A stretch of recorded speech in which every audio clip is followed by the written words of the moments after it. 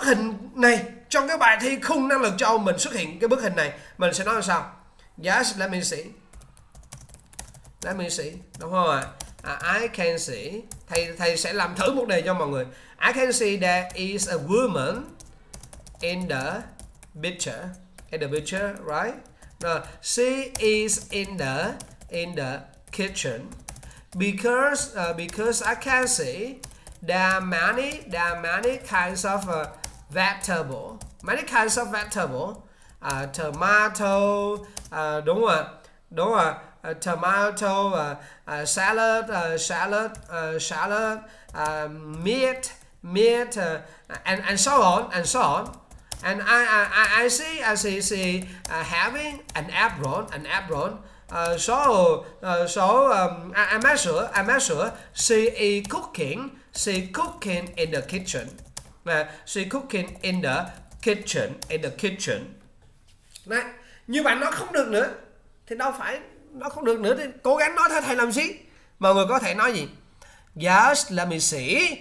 I see a woman. The woman in the kitchen. I see thịt meat, beef, chicken, salad, cà chua, tomato, she cooking. Nói thế thôi. Mọi người nói theo cái mọi người không hiểu về tiếng Anh, mọi người sẽ nói rất là baby. Còn nếu mà nói tốt mình sẽ nói là yes, let me see. I can see there is a woman in the picture. Maybe she in the kitchen because I see many stuff in the kitchen. Example, I see a pan, the stove, and I also see that there are some vegetables. Example, tomatoes, salads, meat, and so on. And I make sure she cooking in the kitchen. Mọi người nói đó là nói giỏi, còn nói không được cứ kẻ tất tần tật ra là có điểm. 45 giây mô tả bức hình đã xong. 45 giây mô tả bức hình đã xong. Sau đó người ta hỏi câu hỏi đầu tiên. Dĩ nhiên câu hỏi này đi thi là tiếng Anh chứ không phải là tiếng Việt. Thầy dịch tiếng Việt cho mọi người hiểu thôi. Vậy câu hỏi như này.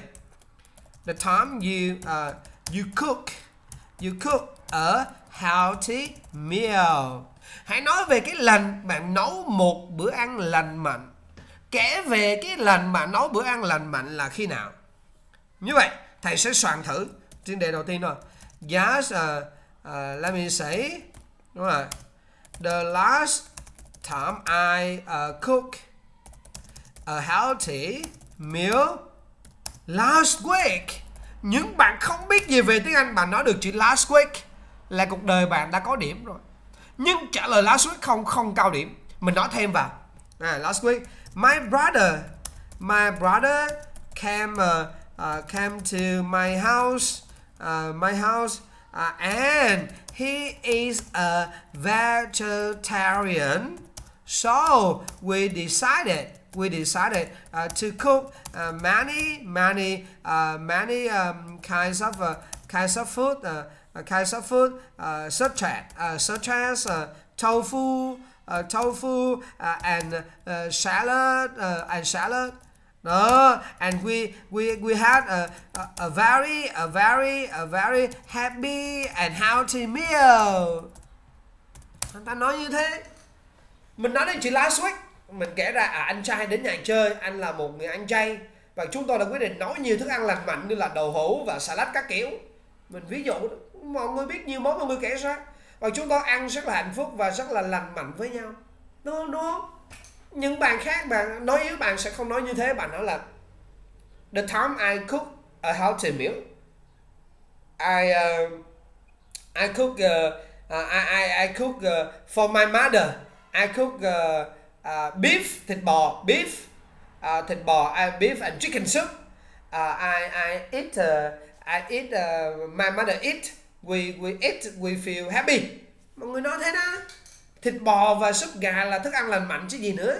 Đúng không? Ở đây bữa ăn chay cũng là lành mạnh luôn. Đừng có gà rán là được, đúng không? Đừng có thịt heo quay gì là được, ví dụ như thế. Mọi người hiểu không? Rồi, câu số 2. Vì nó là câu hỏi tiếng Anh nha. Why people, tại sao người ta ăn uống eat and healthy? Tại sao người ta ăn uống không lành mạnh? Vậy đi thi mình thấy why the eat and healthy là tại sao người ta ăn uống không lành mạnh.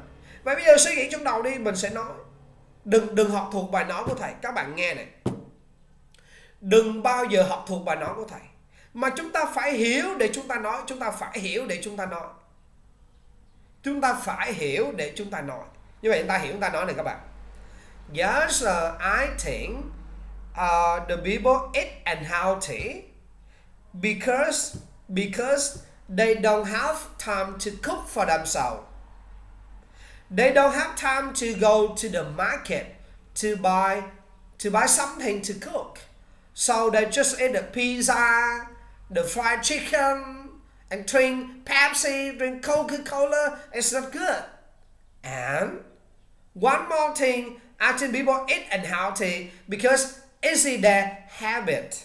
Not good habit. They eat many things and then they got this habit. Mọi người nói như thế.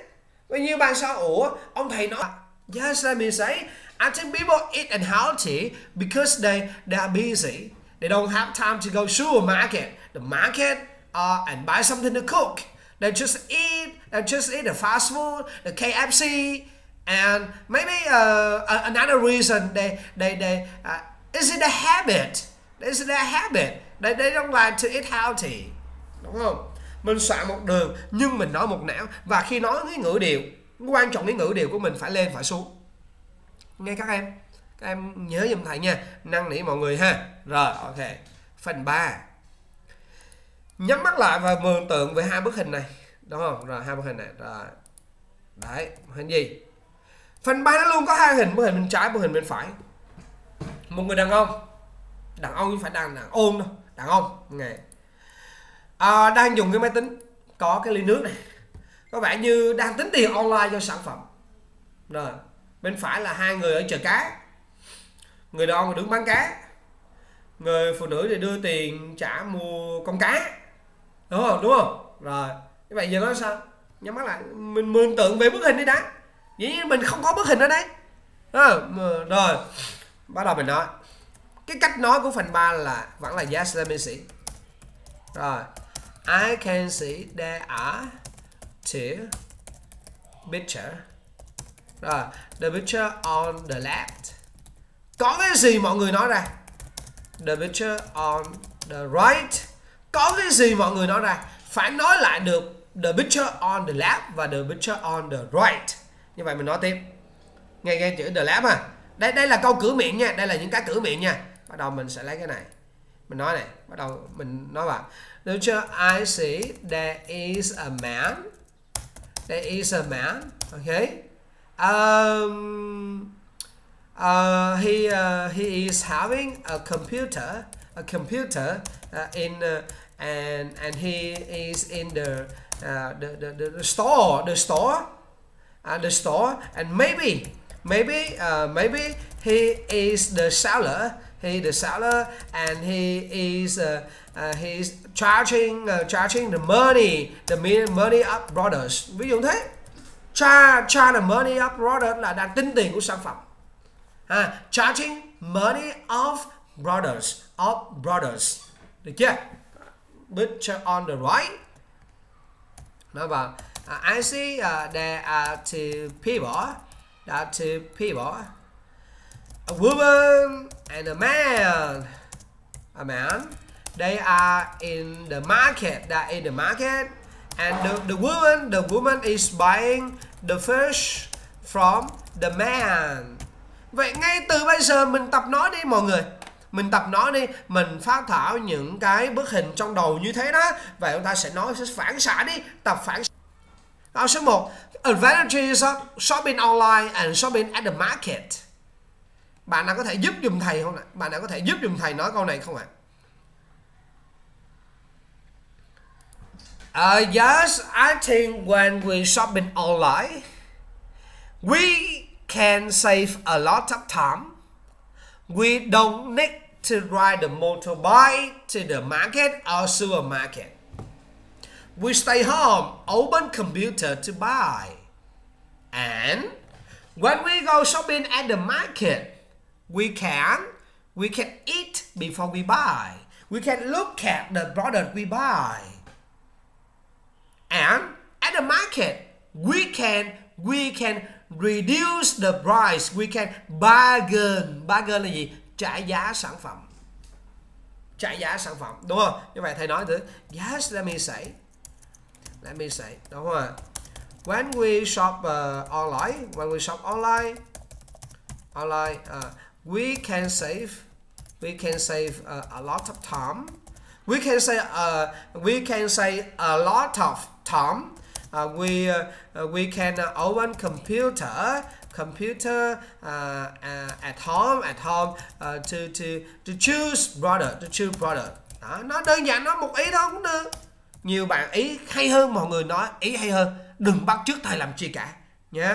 And when we shop at the market, lợi ích mà at the market, we can eat or we can look at the product, before we buy, and we can bargain products. Bargain là trả giá. Bargain là trả giá. We can bargain products. Yeah. Rất đơn giản như thế này. Mọi người ổn không ạ? Rồi, hỏi xoay. Con người ta sẽ mua sắm ở tương lai các cửa hàng chứ. Thực ra câu hỏi nó như thế này. Will people go to market in the market cũng được, hoặc là in the shop cũng được. In the future. And why? Đấy.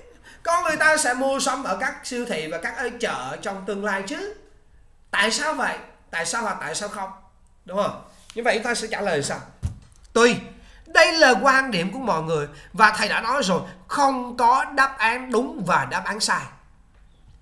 Không có đáp án đúng và đáp án sai. Vậy bây giờ cách nói là của riêng bạn. Vậy bạn nào có thể xung phong cho mình? Sáng giờ mình nói không, nó dở, đúng không? Yes, let me say. I think the people will not go to shop at the market in future because computer and smartphone are very popular. They can stay home and buy online or they can use Grab service. Mình dùng chữ Grab luôn. Grab service. And they don't like to be, and they don't like to be sick in public place. Ý là sao? In public places.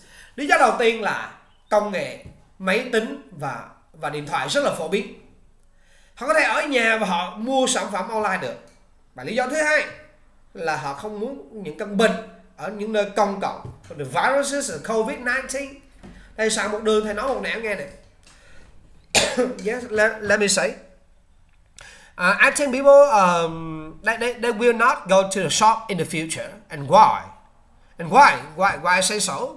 Because in the market or supermarket, there are many kinds of diseases. For example, the COVID-19, it's not good for them. And the second reason, computer, the smartphone, very popular. They stay home, they go to the internet, they book the product, and then the Grab service deliver the product to the home. Mà nói như thế, đúng không? 45 giây cho một câu này mà, đúng không các bạn? Các bạn cứ nói, chẳng có lý do gì mọi người sợ hoặc mọi người e ngại cả. Chẳng có lý do gì để cho mọi người sợ và mọi người e ngại cả. Được không ạ? Được không ạ? Nhé, mọi người lưu ý cho mình. Rồi. Phần 4.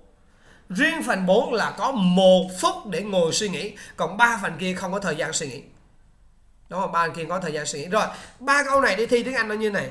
The time you travel to somewhere. Rồi. The best and worst thing about the trip. Tiếng Anh chứ phải đi thi tiếng Việt đâu. Why people travel to new places. 3 câu như thế. 3 câu như thế. Bạn nào trả lời dùm thầy phần 4.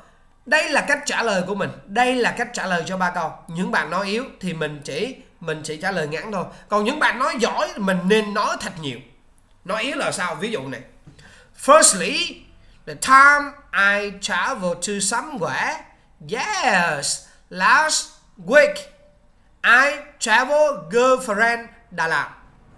Nó dùng chữ đó đúng không? Rảnh đi Đà Lạt ta mà. Secondly, the best and worst thing about the trip. The best là tốt nhất rồi. The best hotel cheap. The worst thing many people. Đó, đi Đà Lạt hotel rẻ. Nhưng mà vừa rồi đông quá, đúng không? Ngày tiêm chủng toàn dân ngày 14 tháng 2. Rồi, rồi why people travel to new places. And finally, why people travel to new places. Because they want selfie. Selfie là tự sướng ấy. They want to enjoy the food. They want to relax. Mọi người cứ nói như thế. Đúng không? Rồi. Nhưng thầy sẽ không bao giờ nói thế. Nếu thầy nói được, thầy sẽ nói kiểu khác.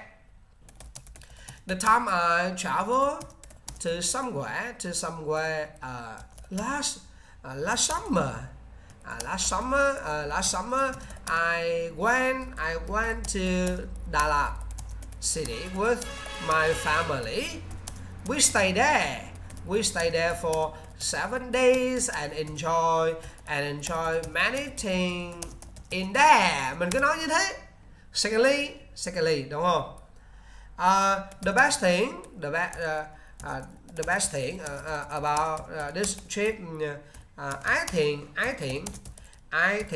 we have many we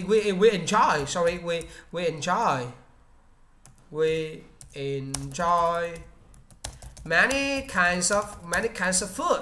We enjoy many kinds of food. We enjoy many kinds of food and visited many places. However, the worst thing were the fee of the hotel. It was so expensive. Đúng không? Cái dịch vụ hotel rất là đắt đỏ. Expensive. And finally, why people travel to new places? I think they want to discover the culture, the food, and something else in the new places, and they want to learn something new. So they like to travel to different places. Đó. Người ta đi du lịch đến những nơi mới bởi vì người ta muốn khám phá về cultures là văn hóa, food là ẩm thực. Đúng rồi. Và người ta muốn làm gì nữa? Người ta muốn learn something new, học cái gì đó nó mới mẻ từ những cái nơi đó. Chứ không phải lên đó là tự sướng chụp hình các kiểu, đúng không ạ? Đấy, đó là lý do người ta đi du lịch. Đấy. Mỗi bạn sẽ một ý tưởng khác nhau. Mình già, ý tưởng của mình nó sẽ khó chịu. Và các bạn trẻ, ý tưởng của bạn sẽ hay. Tùy mọi người, các bạn cố lên, các bạn sẽ làm được. Như vậy, một đề thi, đây là một cái đề trọn vẹn như thế. Có ai thắc mắc gì không ạ? Đây là một cái bài thi năng lực châu, đúng không? Một cái khung năng lực châu nó sẽ diễn ra các phần như thế này. Như vậy, ai thắc mắc gì hỏi. Mọi người hỏi thoải mái, đấy là quyền lợi các bạn.